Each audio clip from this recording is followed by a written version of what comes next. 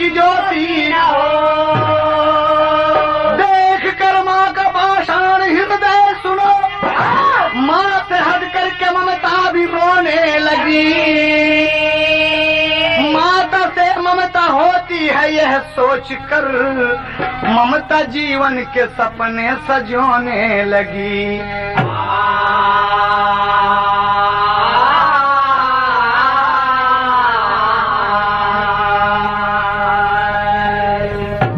कवि ने 4 लाइन का भाव दिया, माँ की कुछ उपमा दिया है कि माँ से ममता होती है।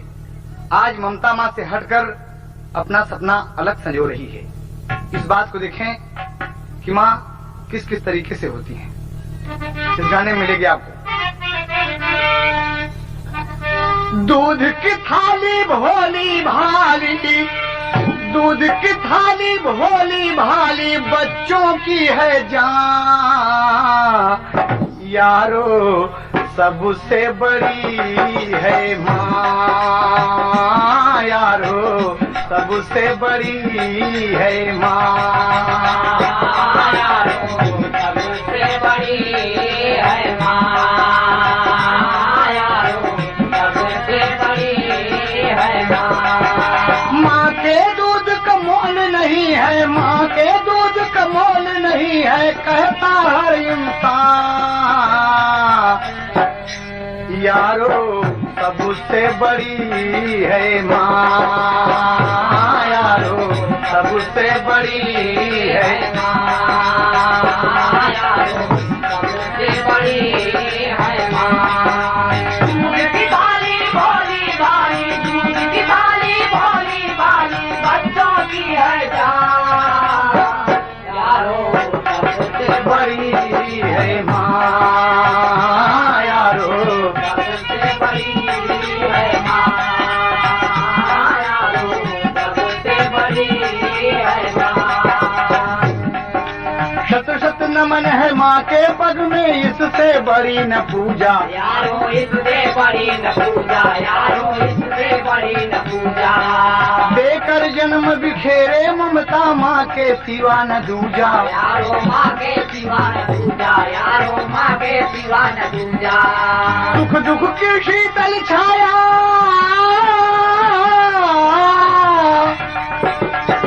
सुख दुख की शीतल छाया है, जाए जहाँ जहाँ। यारो सबसे बड़ी है माँ, यारो सबसे बड़ी है माँ, यारो सबसे बड़ी है माँ। दूध की थाली भोली भाली, दूध की थाली भोली भाली, बच्चों की है जान। यारो सबसे बड़ी है माँ, यारो सबसे बड़ी है माँ। दुख में भी हंस हंस कर माता अपना दूध पिलाती। यारो अपना दूध पिलाती, यारो अपना दूध पिलाती। निजी आंचल को समझ के पलना झूला रोज झुलाती। यारो झूला रोज झुलाती, यारो झूला रोज झुलाती। माँ को छोड़कर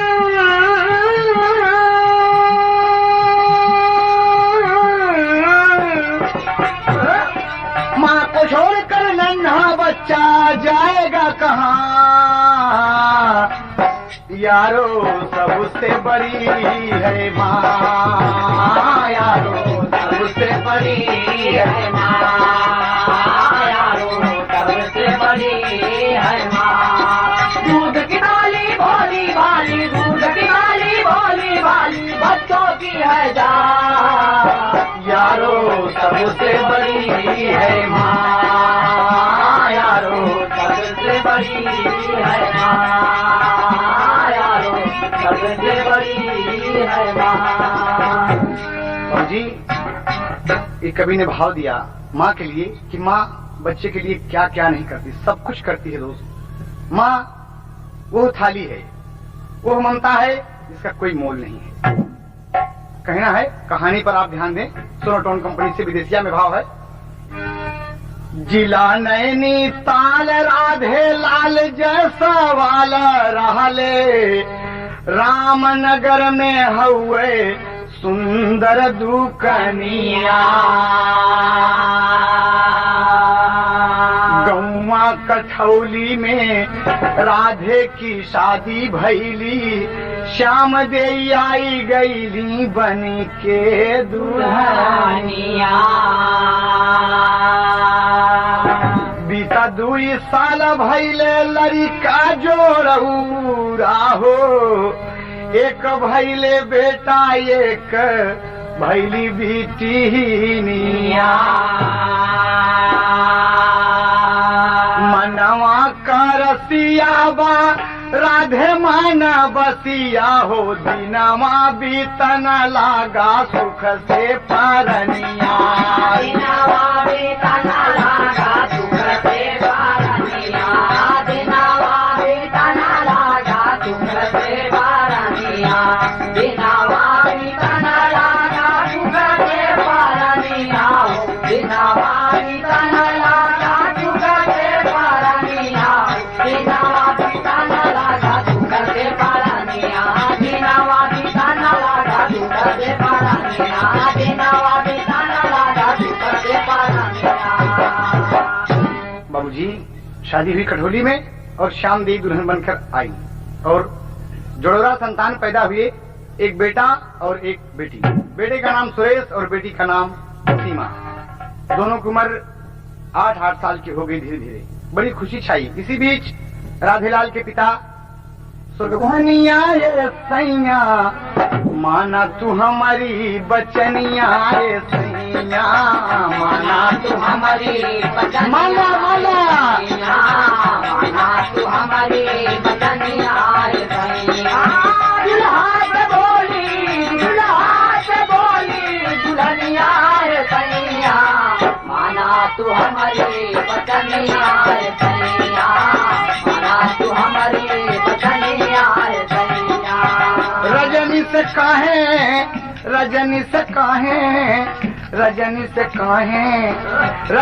से काहे तू कैल प्रीतिया हमसे बतावा पिया धड़के लछतिया हमसे बतावा पिया धड़के लछतिया हमसे बतावा पिया धड़के लछतिया।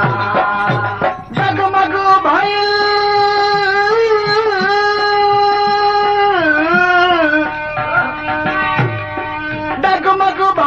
कस चरनिया ये सैया माना तू हमारी बचनिया ये सैया माना तू हमारी बचनिया ये सैया माना तू हमारी बचनिया ये सैया।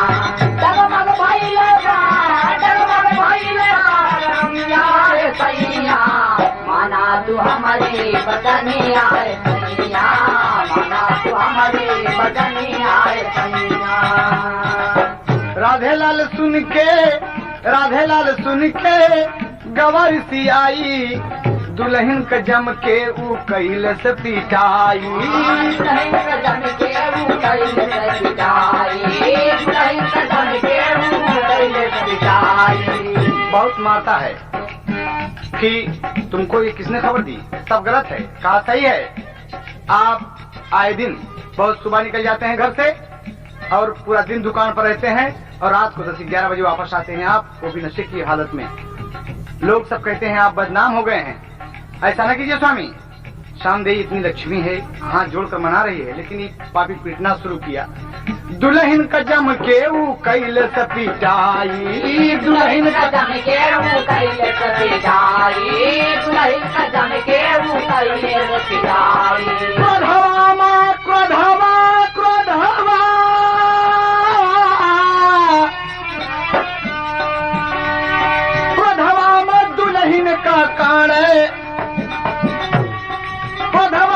दुल्हन का कान बदनिया माना तू हमारी बचनिया ये सैया तू हमारी बचनिया ये सैया माना तू हमारी बचनिया ये सैया। क्रोधवा मकारे बदनिया ये सैया माना तू हमारी बचनिया ये सैया माना तू हमारी बचनिया ये सैया माना तू हमारी बचनिया ये सैया। अरे जिया मुरैला छोटे लाल बारे बहुत खूब सुनो टोन, बहुत खूब। सैया सैया सैया सैया सैया मनालू हमारी रजनिया सैया, मनालू हमारी रजनिया सैया। राधे बहुत मारता है, बहुत पीटता है, तमाम उसके सर से बदन से खून निकल गया बाबूजी। और श्याम देवी रो रो रो कह रही हैं कि स्वामी बच्चे बड़े हो गए हैं, 8-8 साल के हो गए हैं, सब जानने लगे हैं, ये सुनेंगे तो क्या कहेंगे कि हमारे पिता ऐसे हैं। कहा तुम कुछ नहीं बोलोगी। इतनी बात बढ़ी बाबूजी कि श्याम देवी का रहना मुश्किल हो गया, मुश्किल हो गया। रजनी आए दिन मुंह फुला लेती है और राधे लाल उसके बस में बाबूजी। बस यूं चक्कर चलता रहा, यहाँ तक नौबत आ गई तो तलाक दे दिया तलाक अपनी पत्नी को कि मैं तुमको नहीं चाहता हूँ, तुम जाओ यहाँ से। दोनों बच्चों को छोड़कर बाबूजी ये लक्ष्मी साक्षात तलाक पा गई और तलाक पा के चल दिए बाबूजी। और अपने मैके में भाई माँ बाप के साय में बेचारी गुजर करने लगी। दोनों बच्चे यहाँ पढ़ रहे हैं, रोते हैं माँ के लिए। कहता कि चिंता मत करो, तुम्हारी माँ यहाँ मौजूद है। रजनी को दिखाते हैं कि तुम्हारी माँ है। कहा मेरी माँ नहीं है, ये तो अध्यापिका है, ये टीचर है, ये पढ़ाती है। लेकिन बाबूजी यहाँ देखें दोनों को तो लहान बढ़ के कैसे होता।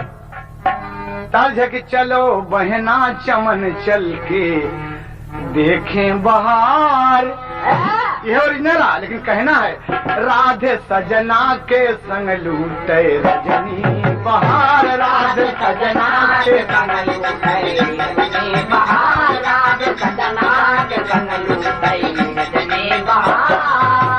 रजनी बहार हो रजनी बहार, रजनी बहार हो रजनी बहार, राधे सजना के संग लूटे रजनी बहार, राधे सजना के संग लूटे रजनी बहार, राधे सजना के संग लूटे रजनी बहार। काक चनवा चकोर, काक चनवा चकोर रंग बरसे चारी ओर, चनवा चकोर रंग बरस चारू ओर, काक चनवा चकोर रंग बरस चारू ओर। शोर कंगना मचावे,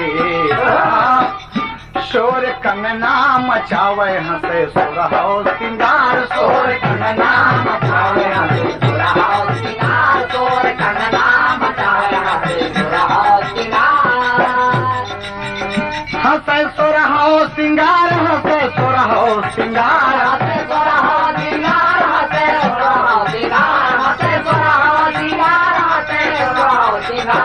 शोर कंगना मचावे हंसे सुरहो सिंगार, शोर कंगना मचावे हंसे सुरहो सिंगार। होला मिलन सुबह शाम राधे भैले बदनाम, होला मिलन सुबह शाम राधे भैले बदनाम, होला मिलन सुबह शाम राधे भैले बदनाम। काम होई गईले, काम होई गईले दुनहौ के सगरौ बेकार, काम होई गईले दुनहौ के बेकार, काम गईले दुनहौ के सगरौ बेकार, राधे सजना के संग लूटे रजनी बहार। लेकिन बाबूजी लगे है इसी बीच में एक काम हो जाता है कि रजनी से इतना प्रेम बढ़ गया कि सबको भूल गया। आए दिन रजनी के पास, आए दिन रजनी के पास बच्चों की सेवा समाप्त हो गई बाबूजी। बच्चे भूखे पेट स्कूल चले जाते हैं, वहां से आते हैं फिर भी खाना नहीं मिलता। आस पड़ोस के लोग देखकर सब कहते हैं कि ये पता नहीं राधे कैसे होगा, ये कैसे हो गया राधे। बाबूजी मुखिया जी गांव के क्या करते हैं, मुखिया गाँव आके आके कहे राधे को बुला के, मुखिया गाँव आके आके कहे राधे को बुला के, मुखिया गाँव आके आके कहे राधे को बुला के। राधे यहाँ आओ, आइए सर जी यहाँ आइए, सुनिए। कहा क्या बात है मुखिया जी। कहे पाके रजनी का, पाके रजनी का भूल गया सारा व्यवहार, पाके रजनी का भूल गया सारा व्यवहार, पाके रजनी का भूल गया सारा व्यवहार। अब व्यवहार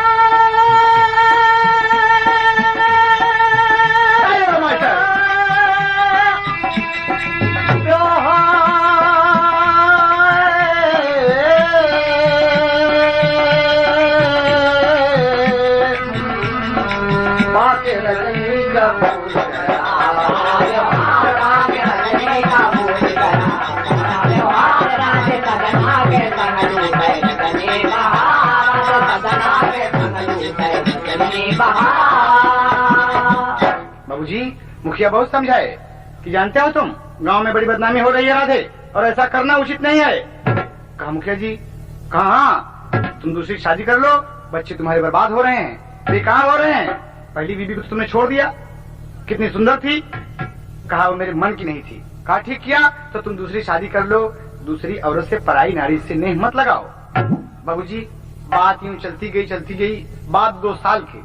राधे ने दूसरी शादी गांव अमरसा में फुलवा नाम की एक औरत है बाबूजी, उससे शादी कर लिया।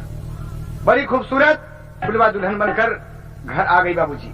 बड़े प्रेम से रहने लगी, बच्चों का कुछ देखभाल भी करती है। लेकिन धीरे धीरे मन में कुछ बात उत्पन्न होने लगी, पैदा होने लगी।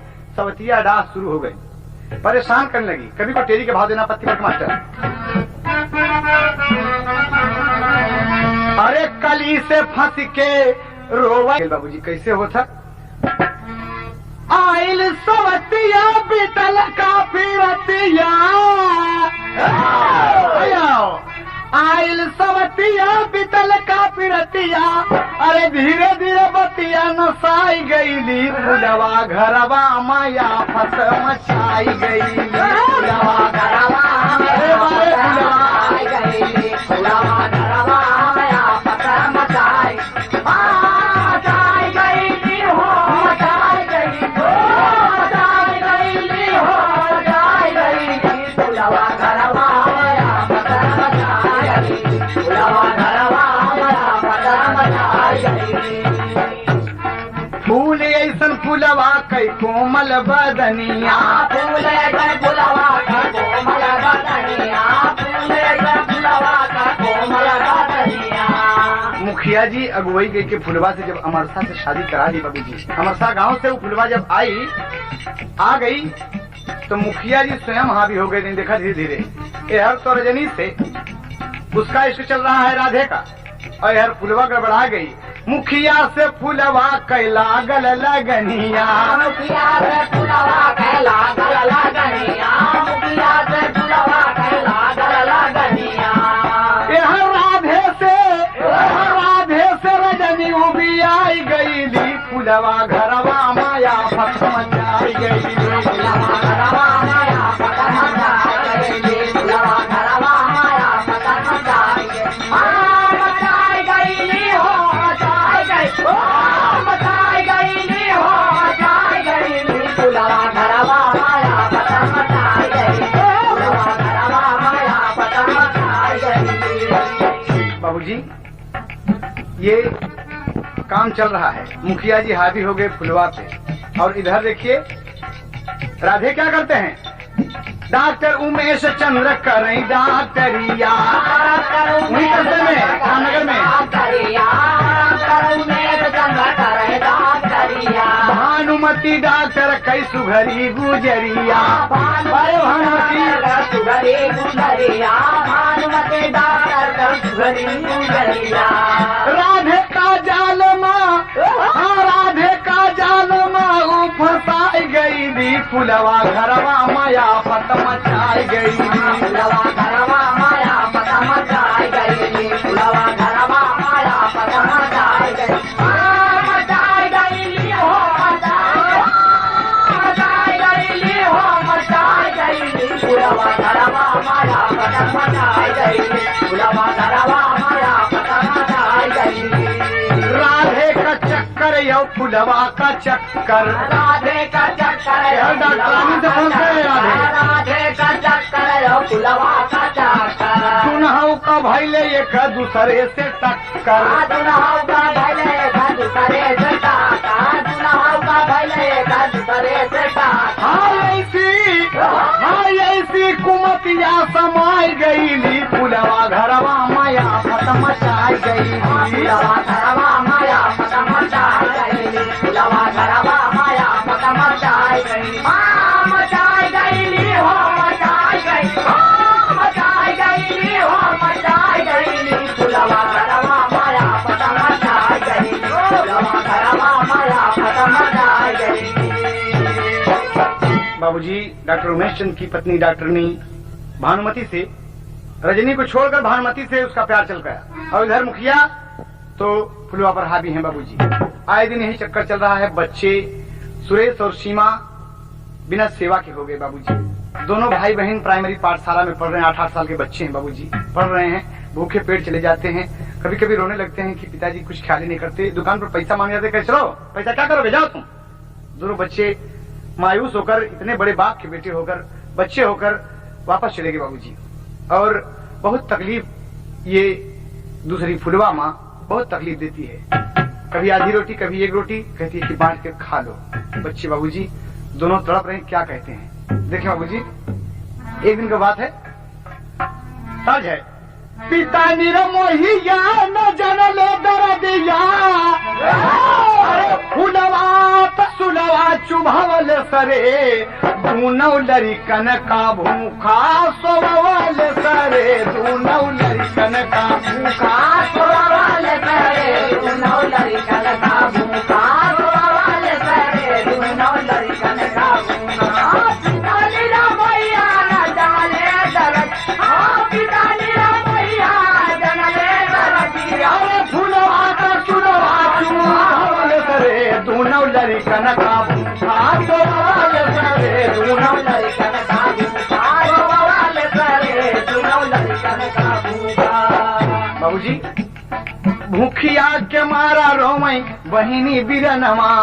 सीमा कहती भैया चलो केवाड़ा खोल के इस दूसरे के घर रोटी मांगेंगे भैया, खा लेंगे। बहुत भूख लगी है भैया, बहुत खाएंगे, बहुत भूख लगी है। कहा दीदी धीरज रखो दीदी। हाँ भूखिया के मारा रोमई भाई बहिनी बिरनवा, अरे रतिया की मुखिया का भई ललया मनावा, रतिया की मुखिया का भई ललया मनावा, रतिया की मुखिया का भई ललया मनावा। बाबूजी धीरे धीरे भाई तो सो गया, लेकिन सीमा जग रही है, नींद नहीं आती। अरे उठ गिलास से पानी पीती है, अपने पेट को भरती है। बहुत भूखी है बिटिया, बहुत भूखी है। और ये फुलवा एक एक रोटी बंद कर दिया रसोई घर में ताला। बाबूजी देखें आप, मुखिया जी जब आज दरवाजा खुला तो देख गया। सोए बिरनवाया जा गए बहिनिया, बिरनवाया जा गए बहिनिया, सोए बिरनवाया जा गए बहिनिया। अरे बाबू का पनिया गवाल सरे, दूनौ लरिकन का भूखा सोवल सरे, दूनौ लरिकन का भूखा सोवल सरे, दूनौ लरिकन का भूखा सोवल सरे हो, सोवल सोवल सरे हो, सोवल सरे, दूनौ लरिकन का भूखा सोवल सरे, दूनौ लरिकन का भूखा सोवल सरे, दूनौ लरिकन का भूखा। होता बाबूजी हुस्न का नंगा नाच नाचे नगिनिया। मुखिया का पाके छाती से लगा लिया।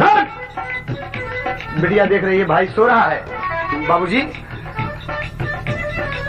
हुस्न का नंगा नाच नाचे नगिनिया, खड़ी होई के बोल परी सीमा बहिनिया, खड़ी होई के बोल परी सीमा बहिनिया, खड़ी होई के बोल परी सीमा बहिनिया।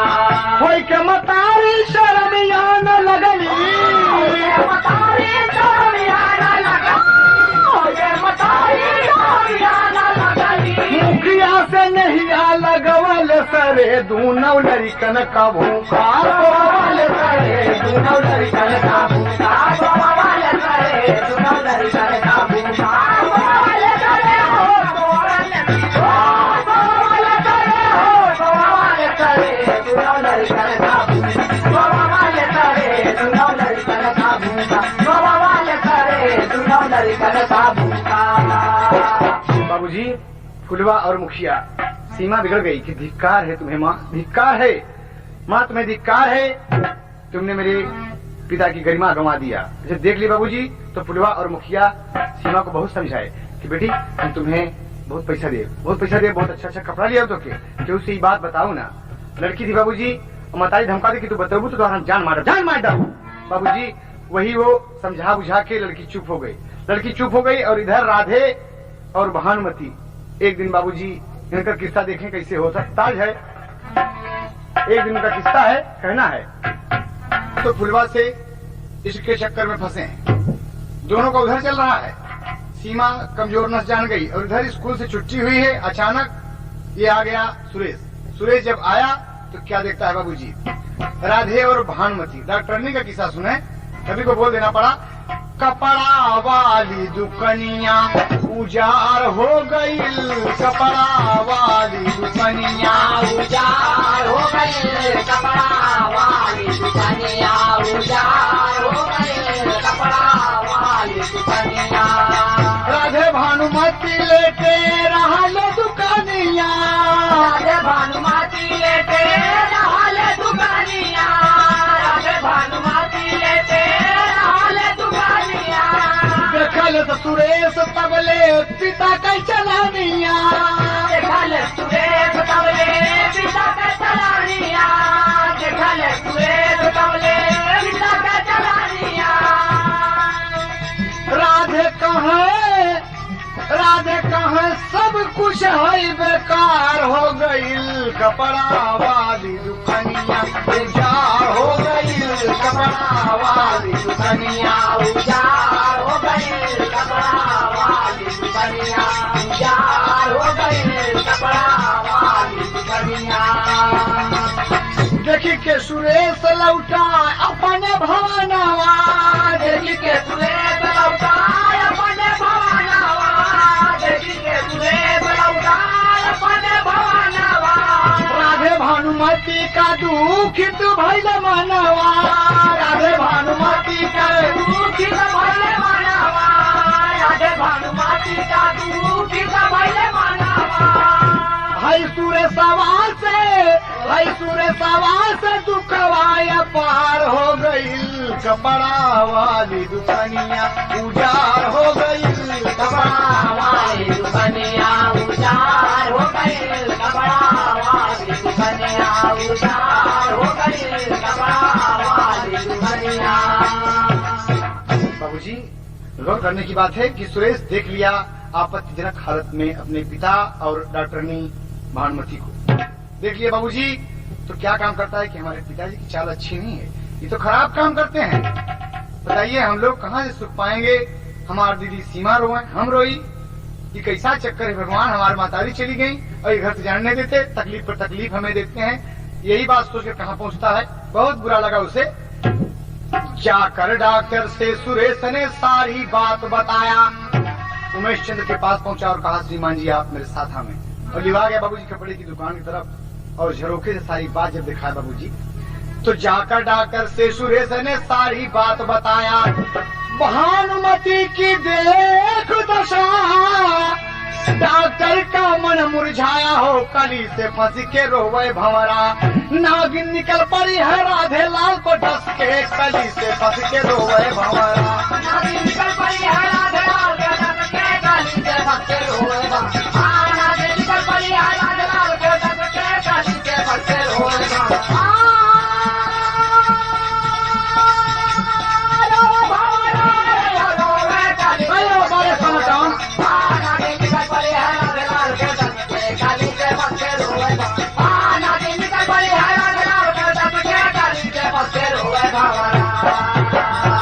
अरे भानुमती भागी भागी भागी, एकदम भागी जा रही है। और बाबूजी डॉक्टर पीछे हैं, डॉक्टर पीछे हैं और ले आए बाबूजी, बहुत मारे, बहुत पीछे एकदम की उल्टा बेचारणी।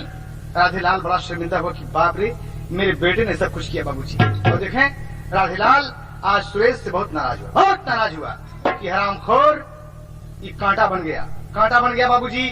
भाई बहन दोनों ने, सौतेली माँ को और पिता के, दोनों के करतूत देख लिए बाबूजी। दोनों की कमजोर नस्ल दोनों के हाथ में। राधे को डर है कि कहीं ये भानुमती वाली बात फुलवा से न बता दे, और फुलवा को डर है कि सीमा कहीं मुखिया वाली बात राधे से न बता दे। इसी चक्कर में बाबूजी एक दिन सुरेश आया है और माँ से कहता है कि माँ खाना दो, माँ खाना दो, तो डांट दिया नहीं खाना नहीं मिलेगा। और तब तक राधेलाल आगे बाबूजी, क्या बात है, कहा खाना मांगा थे बार बार, पता नहीं कितना खाना खाता है ये। कहा अरे सुरेश हट यहाँ, हट चल बाहर चल। अरे बाप रे, अपने औलाद को, अपने खून को ठुकरा दिया बाबूजी। तो इतने में रो रो के फुलवा का गत्था लगा बाबूजी। एक पत्ती वाला मास्टर सही हो।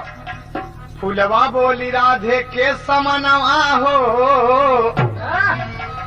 फुलवा बोली राधे के समनवा हो ललनवा तोहार बड़ा रगरी। फुलवा बोली राधे के समनवा हो ललनवा तोहार बड़ा रगरी। फुलवा बोली राधे के समनवा हो ललनवा तोहार बड़ा रगरी। झूठा कलंक लावे हमारा के तनवा। झूठा कलंक लावे हमारा के तनवा। बिटिया तोहार हमका मारेली मेहनवा। बिटिया तोहार हमके मारेली मेहनवा। बिटिया तोहार हमके मारेली मेहनवा। दूलम भैल सासुर का रहनवा हो। रो बता रही है कि तोहार सुरेश ई मन चढ़ा बा और तोहार बिटिया ई लिखु चढ़ी मारे में सर्वनाश कर दिए बा। हमके ताना मारा था। हाँ हाँ दूलम हो गया सासुर का रहनवा हो चलनवा तोहार बड़ा रगरी। होई के सासुर का रहनवा हो ललनवा तोहार बड़ा रगरी। जुलुम होई के सासुर का रहनवा हो ललनवा तोहार बड़ा रगरी। अरे मास्टर बहुत अच्छे भारत पे आया है तो बताओ।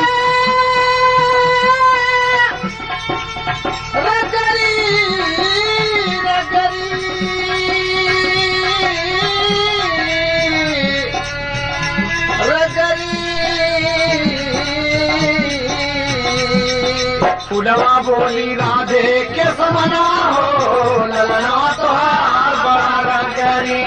फुलवा बोली राधे के समनवा हो ललनवा तोहार बड़ा रगरी। बाबूजी ये बात सुने कहे कि सीमा कहा सीमा भी बहुत बेकार है। कहा सुरेश तो और बदमाश है। तो सुरेश तो अपने पिता राधेलाल का पूरा करिश्मा जाना था। तो कहा क्या ख्याल है तुम्हारा। कहे एक बात बताए हम राधे कहे कि ई सुरेश बदमाश बा। राधे कहे कि सुरेश बदमाश बा। राधे कहे कि सुरेश बदमाश बा। ऐसन गदेलावन से घर का सत्यानाश बा। गदेलावन से घर का सत्यानाश बा। गदेलावन से घर का सत्यानाश बा। सुझत नहीं कौनो अबयतनवा हो। सुझत नहीं कौनो अबयतनवा हो ललनवा तोहार बड़ा रगरी। सुझत नहीं कौनो अबयतनवा हो ललनवा तोहार बड़ा रगरी। सुझत नहीं कौनो अबयतनवा हो ललनवा तोहार बड़ा रगरी। एक दूसरे कपोल दोनों बच्चे जान रहे बाबूजी। यहाँ देखें क्या होता तो ये बोला था कहा सुना कहे हाँ। फुलवा कह रही है ये हमारी बात मनबा। कहे हाँ बोला। कहे रहिया का कांटा भैले दुनहु गदेलावा। रहिया का कांटा भैले दुनहु गदेलावा। रहिया का कांटा भैले दुनहु गदेलावा। कांटा हटा के दूर करा सब झमेलावा। हटा के दूर करा सब झमेलावा। हटा के दूर करा सब झमेलावा। नहीं होए बहुत अपमनवा हो। बाबूजी कहा ये दोनों कांटे के हटा दे पिया। कहा हटा दे कहा। कहा सीमा और सुरेश को। कहा ये आए दिन आपकी बुराई करता है गांव में बुराई करता है सबके सामने बैठता है और हमसे ये तो बिटिया अंड बंड बात बक कर है एकदम बेकार बोला था। ये लोग पढ़ रहे हैं कि क्या कर रहे हैं। कहा ये बात कहा नाही हो ये बहुत अपमनवा हो ललनवा तोहार बड़ा रगरी। नाही होए बहुत अपमनवा हो ललनवा तोहार बड़ा रगरी। नाही होए बहुत अपमनवा हो ललनवा तोहार बड़ा रगरी।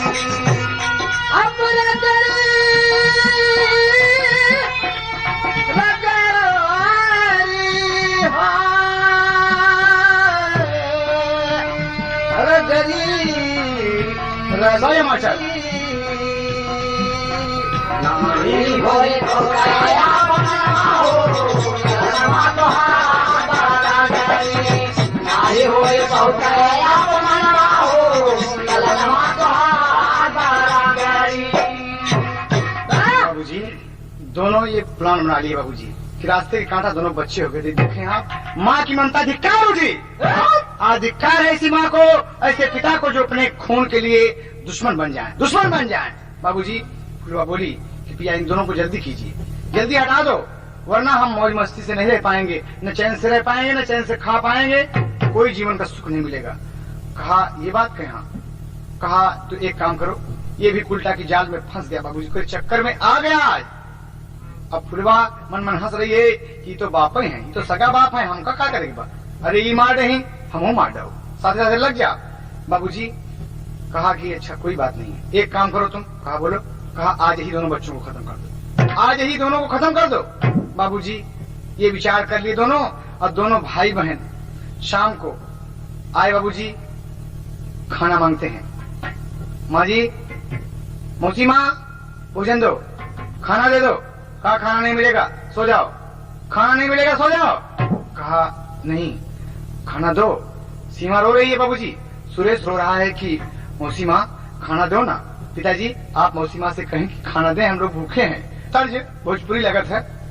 एक दुल्हन कहा था, और कहा था बाबूजी अपने सखियन से, सोनाली की सासुरे में झुर झुर मोती गिरे, सुनली का सासुरे में झुर झुर मोती झरे, सुनली का सासुरे में झुर झुर मोती झरे, सुनली की सासुरे माँ झुर झुर मोती झरे, मोरे लेखे सतुआ सा पनवाए बाबूजी, मोरे लेके रातुआ सा बनवाए बाबूजी, मोरे लेके रातुआ सा बनवाए बाबूजी।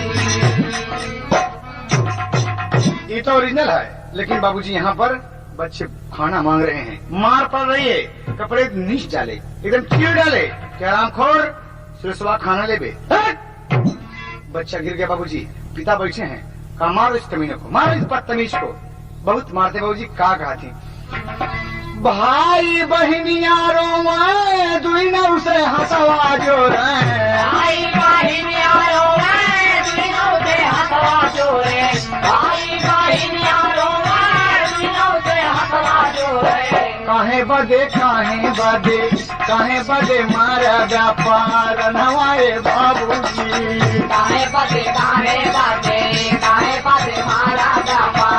नवाए बाबूजी, काहे बदे मारा व्यापार नवाए बाबूजी। भाई बहनिया रोवाए दुइना उसे हंसवा जो रे, भाई बहनिया रोवाए दुइना उसे हंसवा जो रे।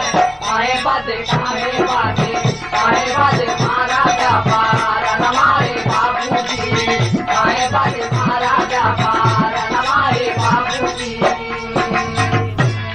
कहना बाबूजी, सुरेश कहा था पिताजी खींच के मार, एक चांटा गिर गया, बच्चे के मुंह से खून गिर गया बाबूजी, खून गया। कहा था बाबूजी, बाबू गेहूं से बताऊ बना तोहरी चलानिया, केहू से बताऊ बैना तोहरी चलानिया हो, केहू से बताऊ बैना तोहरी चलानिया हो।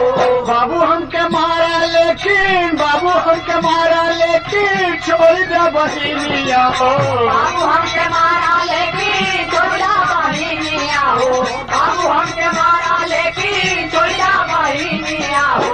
फुलवा पिसाचिन दौड़ी मारा चटकानावा हो, फुलवा पिसाचिन दौड़ी मारा चटकानावा हो, फुलवा पिसाचिन दौड़ी मारा चटकानावा हो।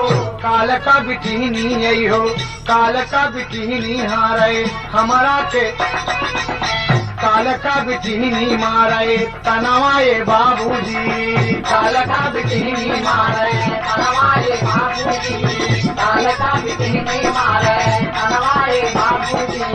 फुलवा की साचिन दौड़ी मारे चटकानावा हो, फुलवा की साचिन दौड़ी मारे चटकानावा हो। काल का बिटिनी मारे तनवाए बाबूजी, काल का बिटिनी मारे तनवाए बाबूजी। दुन होगा दे लावन का बड़े गोरा हाथावा हो, दुन होगा दे लावन का बड़े गोरा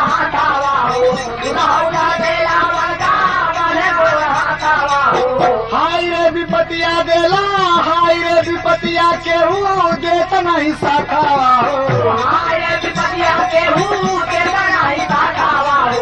आए रे विपतिया केहू देता नहीं सखावा हो। बाबूजी इतनी मार पड़ रही है कि बांधे हैं, हाथ गोड़ बांध के मारना शुरू कर दिए।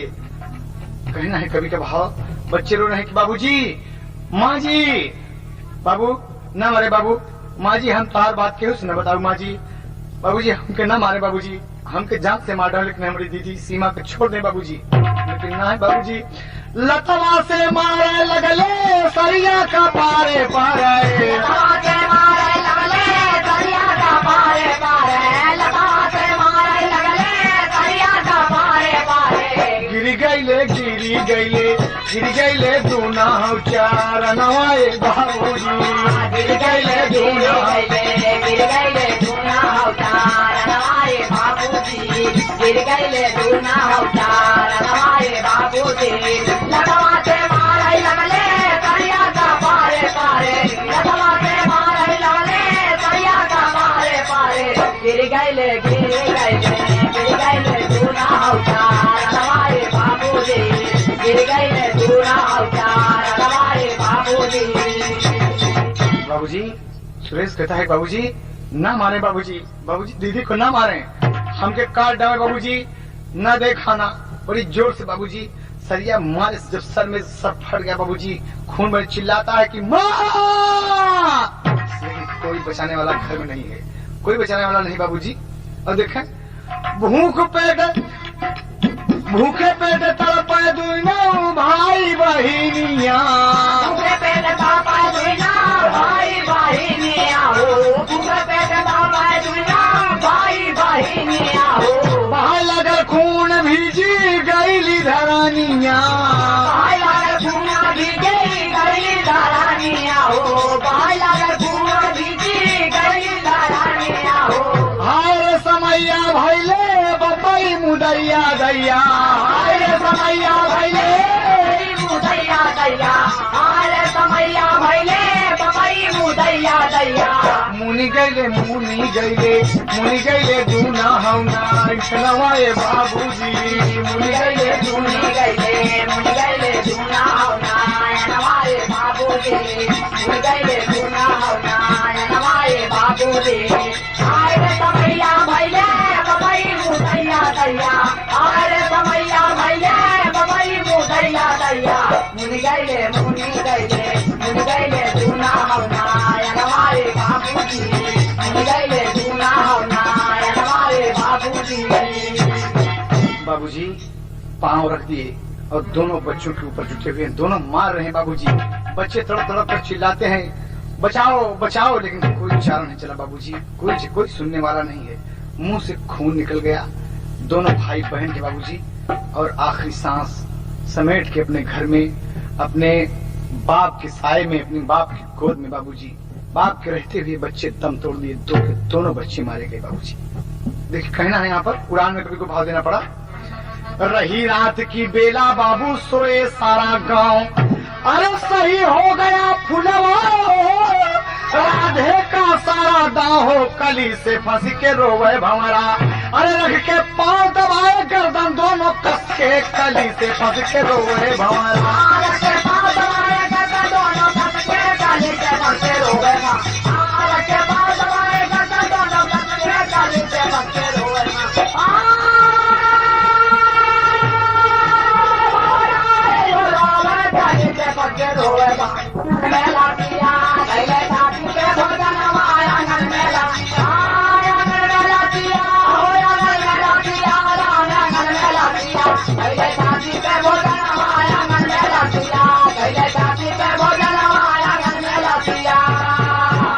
राधे बोला कहाँ बहाऊं इन दोनों की लाश, अरे फुलवा बोली जल्दी कीजिए नहीं सत्यानाश, पासमा बगल दूसरा मनवा आंगन में लसिया,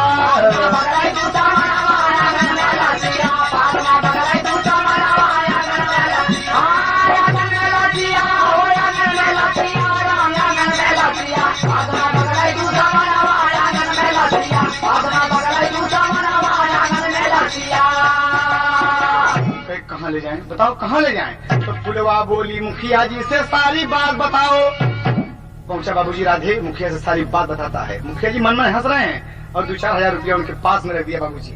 मुखिया बोले अच्छा अच्छा अच्छा। मुखिया का तो और लाड़ खा गया। मुखिया फुलवा बोली मुखिया जी से सारी बात बताओ। अरे खबर पाई के मुखिया अइले बोले मत घबराओ जाओ बैठो 2 जनवा आंगन में लसिया। जाओ बैठो 2 जनवा आंगन में लसिया। जाओ बैठो 2 जनवा आंगन में लसिया। मुखिया अपनी जीप मंगाए लाश भरे बोरे में।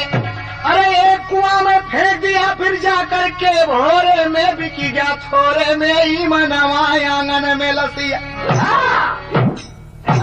ऐसे ऐसे साले गांव के मुखिया हैं आरामखोर।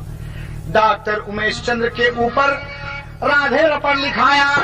मेरे दोनों बच्चों को डॉक्टर ने कहीं छिपाया। आया साहब के समनवा आंगन में लसिया। साहब के समनवा आंगन में लसिया। आया साहब के समनवा आंगन में लसिया।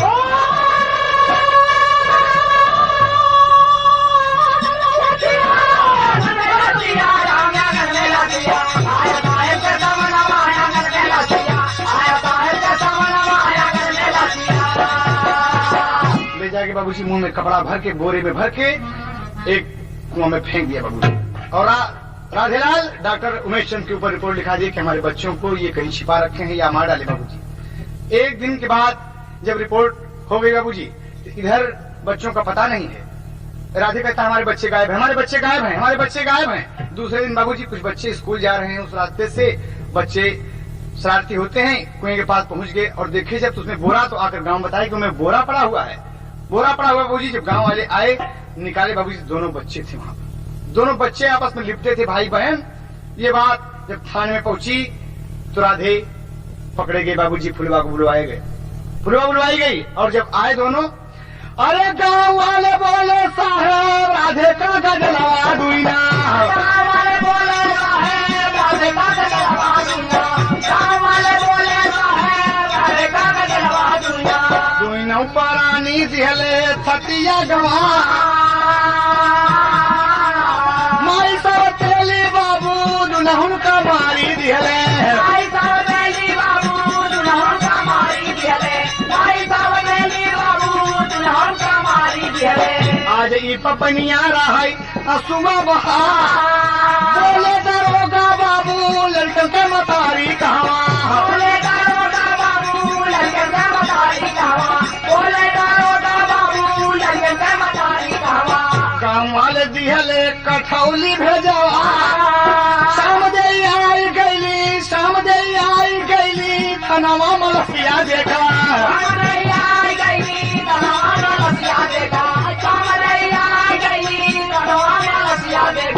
गिर गई बेचारी अपन अचुआ बहा। हाय हाय कई के रोवेला, हाय हाय कई के रोवेला महतरिया। राधे से कहा गईली छतिया जुड़ा। राधे से कहा गईली छतिया जुड़ा। राधे से कहा गईली छतिया जुड़ा। राधे से कहा गईली छतिया जुड़ा। राधे से कहा गईली छतिया जुड़ा। राधे से कहा गईली छतिया जुड़ा। राधे से कहा गईली छतिया जुड़ा। बाबूजी शामदी ने अपने बच्चों को छाती से लगा दी। सर मेरे बच्चे हैं, सर मेरे बच्चे हैं, ये मेरे बच्चे हैं। सीमा सुरेश मेरे हैं। बच्चों को नहीं छोड़ती। दरवाजी समझाते हैं और फुलवा को देखते हैं। बाबूजी सुरेश फुलवा को देखते हैं और राधे को देखते हैं। यहाँ आओ। जितने भी इस हत्याकांड के, इस रामनगर हत्याकांड के अभियुक्त थे, भानुमती, रजनी, मुखिया, तमाम लोग इन्वॉल्व हुए, पकड़े गए और मार पड़ी हवालात में बंद हुए बाबूजी। और सबके सब जेल भेज दिए गए, जेल भेज दिए गए। धिक्कार ऐसी माँ को माँ कहना बाबूजी। और शामदेव बाबूजी देखा जब कि लाश पोस्टमार्टम के लिए स्थिर होने लगी बाबूजी, बड़ी जोर से चिल्लाई कि सुरेश, और गिरी बाबूजी धरती पर। हार्ट अटैक हो गया। आज शामदेव भी चल बसी। कहना है कवि को अंतिम भाव बाबूजी कि पूरा परिवार सत्यानाश हो गया। अरे जे जे सुने भाई सुआ बहाय दिहले। हाय जे जे सुने भाई सुआ बहाय दिहले। माई बाप अपन गरिमा गवाय दिहले।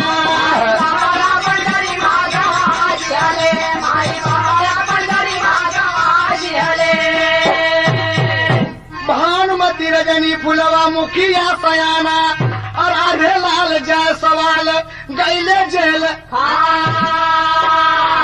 लेकिन बाबूजी सीमा और सुरेश दोनों तो चल ही गए, लेकिन सीमा और सुरेश को मिटाई दिहले, माई बाप अपन गरिमा गंवाई दिहले।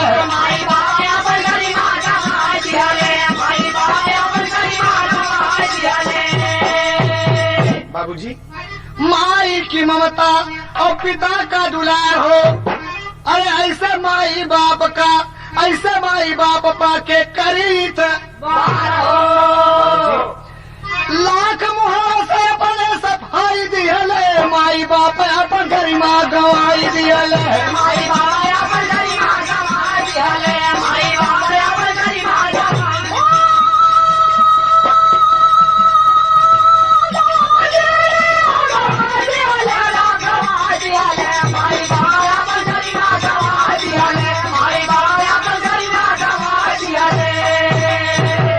बाबूजी माँ और शामदी दोनों बच्चे चल बसे और राधेलाल फुलवा समेत तमाम अभियुक्त जेल में। बाबूजी सोनाटोन आप सबके लिए पेश किए बाबूजी रामनगर हत्याकांड। रामनगर का कांड हुआ कुल यूपी में बलराम, राम आधार कहे भी रो रहे हैं तब पे राजा राम, गली से फंस के रोवे भंवरा। बाबूजी ऐसा काम है जाता ही तोरे बस के, कली से फंस के रोवे भंवरा।